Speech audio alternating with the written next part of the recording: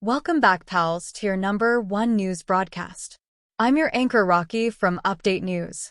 Our top stories. The conflict between Israel and Hamas continues to escalate, with reports of heavy shelling and gunfire in the Gaza Strip. Egyptian authorities have announced they will join South Africa's case against Israel at the International Court of Justice, accusing Israel of war crimes and violations of international law. Meanwhile, on the ground in Gaza, Israeli tanks have moved into the Jabalia refugee camp in northern Gaza. The camp is home to thousands of Palestinians, and eyewitnesses report intense fighting and civilian casualties. Residents sharing through the social media are saying, "We are trapped, with no electricity, no water, and no food. The shelling is constant, and we are living in fear for our lives." In a surprise move, the White House has defended its decision to stop a weapons shipment to Israel. The move has sparked a diplomatic row between the two allies, with Israeli Prime Minister Benjamin Netanyahu saying U.S. President Joe Biden made a mistake by delaying the shipment.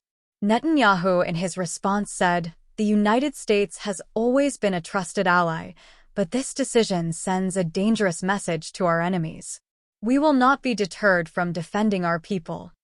Experts declared that the U.S. decision to halt the weapons shipment is a significant shift in policy.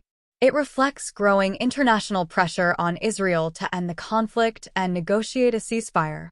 However, Netanyahu's response suggests Israel is unlikely to back down anytime soon. The United Nations Relief and Works Agency for Palestine Refugees in the Near East, or UNRWA, has reported that 80,000 refugees have fled the city of Rafah in southern Gaza. The agency is working to provide aid and shelter to those affected, but funding is running low. The conflict has resulted in a humanitarian crisis, with thousands of civilians caught in the crossfire. The UN has called for an immediate ceasefire and increased aid to affected areas. The UN representative, in his words, added that the situation is dire. "We need international support to address the growing humanitarian crisis. We urge all parties to end the violence and work towards a peaceful resolution." The conflict has regional implications, with neighboring countries like Egypt and Jordan expressing concern about the escalation.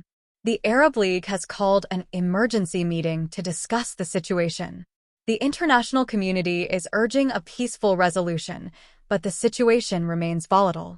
We will continue to monitor the situation and bring you updates as more information becomes available. Announcer, thank you for watching. Please subscribe to Update News for more interesting news. Share, like, and comment.